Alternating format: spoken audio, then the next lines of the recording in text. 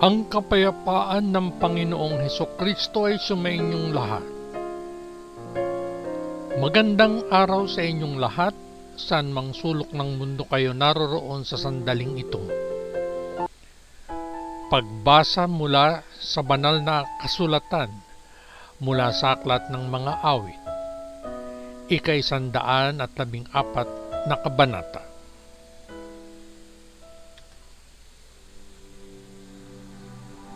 Nang umalis ang Israel sa Ehipto, ang sangbahayan ni Jacob mula sa bayang may ibang wika. Ang Huda ay kanyang santuaryo at ang Israel ay kanyang nasasakupan. Nakita ng dagat at tumakas, ang Hordan ay napaatras. Ang mga bundok ay lumulukso na parang mga lalaking tupa, at ang maliliit na burol ay parang mga tupa. Ano ang nangyari sa iyo, o ikaw na dagat na ikaw ay tumakas? Ikaw Hordan na ikaw ay itinaboy. Kayong mga bundok na kayo'y nagsilukso na parang mga lalaking tupa, at kayong maliliit na burol tulad ng mga kordero. Manginig ka, ikaw na lupa, sa harapan ng Panginoon, sa harapan ng Diyos ni Jacob, na ginawang nakatayong tubig ang bato. Ang batong bato ay naging bukal na tubig.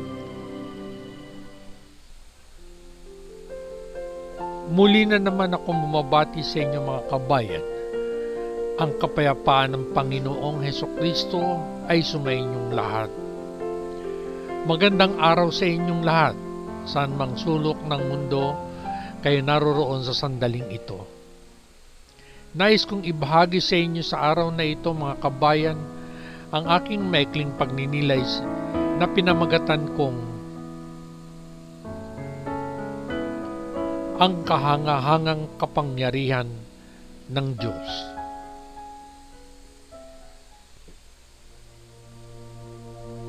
Pabalik-balik. Pabalik-balik ang paghampas ng alon ng dagat. Mula sa nakalipas na mga panahon, ang mga kontinente ay pinaghiwalay ng malalaking karagatan. Ang tao ay natutong maglalakbay sa maibabaw ng mga ito. Bumaba sa ilalim ng mga ito at maglakbay sa kanila. Ngunit ang kanilang kalawakan at ang walang humpay na puwersa ng kanilang mga alon ay nananatiling hindi matinag. Ang mga bato ay dinudurog, ang mga baybayin ay binago, at kahit ang mga may karanasang mandaragat ay maaaring ipadpad o ipadala sa ilalim ng dagat. Ang pinagsamang henyo ng tao at ang pinakamakapangyarihang kagamitan ay walang gaanong magagawa para sakupin ang mga karagatan. Sila ay walang problema para sa Diyos. Gayunpaman, ang isa na lumikha ng malalakas na karagatan ay ginagawa sa kanila ang nais niya. Ang awit 114 ay tumutukoy sa paglabas ng mga Israelita mula sa Ehipto at sa paghahati ng dagat na pula upang ilarawan ang dakilang kapangyarihan ng Diyos. Sa puntong ito, balikan natin ang nakasulat sa aklat ng Exodus ni Propeta Moises, 14 na kabanata, mga talata 13 hanggang 31. At sinabi ni Moises sa mga tao, "Huwag kayong mga takot, tumindig kayo, at tingnan ninyo ang pagliligtas ng Panginoon na kanyang ipakikita sa inyo sa araw na ito. Sapagkat ang mga Ehipsyo na inyong nakikita ngayon ay hindi na ninyo makikita pa sila kailanman." ang Panginoon ay maikipaglaban para sa inyo at kayo ay tatahimik. At sinabi ng Panginoon kay Moises, "Bakit ka dumadaing sa akin? Magsalita ka sa mga anak ni Israel na sila'y humayo. Ngunit itaas mo ang iyong tungkod at iunat mo ang iyong kamay sa ibabaw ng dagat at hatiin mo. At ang mga anak ni Israel ay lalakad sa gitna ng dagat sa tuyong lupa. At ako narito. Aking papagmamatigasin ang mga puso ng mga Ehipsyo at sila'y susunod sa kanila. At ako'y magkakaroon ng karangalan kay Faraon at sa lahat niyang hukbo, sa kanyang mga karo at sa kanyang mga mangangabayo. At malalaman ng mga Ehipsyo na ako ang Panginoon, pagka ako ay nabigyan ng karangalan kay Faraon sa kanyang mga karo at sa kanyang mga mangangabayo." At ang anghel ng Diyos na nangunguna sa kampamento ng Israel ay umalis at naparoon sa likuran nila. At ang haligi ng ulap ay umalis sa harap nila at tumayo sa likuran nila. At dumating sa pagitan ng kampamento ng mga Ehipsyo at ng kampamento ng Israel. At ito ay isang ulap at kadiliman sa kanila, ngunit nagbibigay ng liwanag sa gabi sa mga ito. Nanupan ang isa ay hindi lumapit sa isa buong gabi. At iniunat ni Moises ang kanyang kamay sa ibabaw ng dagat, at pinabalik ng Panginoon ang dagat sa pamamagitan ng malakas na hangin silangan sa buong gabi. At ginawang tuyong lupa ang dagat at nahati ang tubig. At ang mga anak ni Israel ay pumasok sa gitna ng dagat sa tuyong lupa. At ang tubig ay naging pader sa kanila, sa kanilang kanan at sa kanilang kaliwa.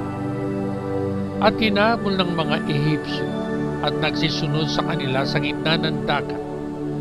Sa makatuwid bagay ang lahat ng mga kabayo ni Faraon, ang kanyang mga lakaro at ang kanyang mga mangangabayo. At nangyari na sa pagbabantay sa umaga ay tumingin ang Panginoon sa hukbo ng mga Ehipsyo sa pamamagitan ng haliging apoy at ng ulap, at binagabag ang hukbo ng mga Ehipsyo, at inalis ang mga gulong ng kanilang mga karo na kanilang pinatakbong mainam. Nanupat sinabi ng mga Ehipsyo, "Tayo'y tumakas sa harap ng Israel, sapagkat ang Panginoon ay nakipaglaban sa kanila laban sa mga Ehipsyo." At sinabi ng Panginoon kay Moises, "Iunat mo ang iyong kamay sa ibabaw ng dagat, upang ang tubig ay bumalik sa mga Ehipsyo sa kanilang mga karo at sa kanilang mga ngabayo." At iniunat ni Moises ang kanyang kamay sa ibabaw ng dagat, at ang dagat ay bumalik sa kanyang lakas nang sumikat ang umaga. At ang mga Ehipsyo ay tumakas laban doon, at inibagsak ng Panginoon ang mga Ehipsyo sa gitna ng dagat. At bumalik ang tubig at tinakpan ng mga karo at ang mga mangangabayo at ang buong hukbo ni Paraon na nagsipasok sa dagat na kasunod nila. Walang natira kahit isa sa kanila. At ang mga anak ni Israel ay lumakad sa tuyong lupa sa gitna ng dagat, at ang tubig ay naging isang pader sa kanila, sa kanilang kanan at sa kanilang kaliwa. Sa gayoy iniligtas ng Panginoon ng Israel ng araw na yaon sa kamay ng mga Ehipsyo, at nakita ng Israel ang mga Ehipsyo na patay sa baybay ng dagat.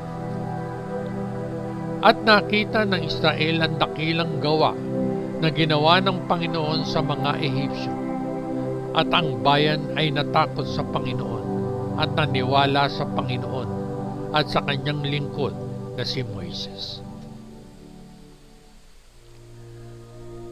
Isinulat ng salmista. Nakita ito ng dagat at tumakas, ang Hordan ay napaatras. Awit 114, 3 kabanata. Pagkatapos ay tinanong niya, ano ang nangyari sa iyo, o dagat, na ikaw ay tumakas? Awit 114, 5 talata. Ang sagot ay ipinahiwatig. Ang mga dagat ay sumusunod sa utos ng Diyos. Kapag ang magulong dagat ng kahirapan ay nagbabanta, kailangan nating alalahanin ang kangahangang kapangyarihan ng Diyos. Kung paano ang mga dagat ay tumakas sa harap niya, gayon din ang mga balakid na tila napakabigat sa atin. Wala na silang panlaban sa kapangyarihan ng Diyos kaysa sa tubig sa isang tasa ng tsaa. Ang Diyos ay nagbigay sa kanyang mga lingkod ng isang pangako. Hindi mo kailangang harapin ang buhay ng mag-isa. Dahil kapag nanghina ka sa iyong pakikibaka, kanyang lakas ang mananaig, hindi ang iyong sarili.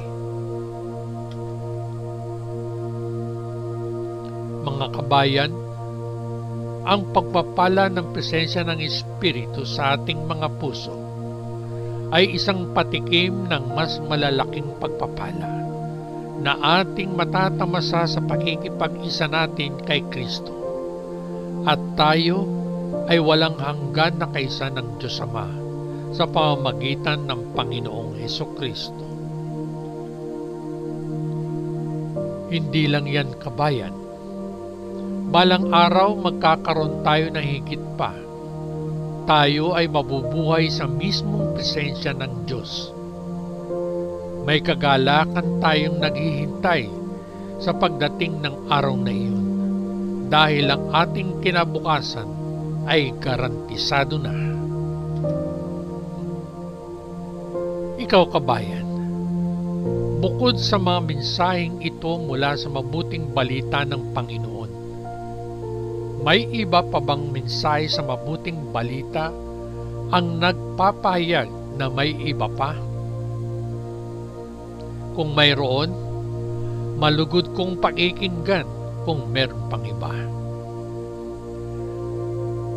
At bago ako tuluyang magpaalam, kabayan, iiwan ko sa iyo ang talatang ito mula sa Aklat ng Mga Awit, Kabanata 114, 7 talata.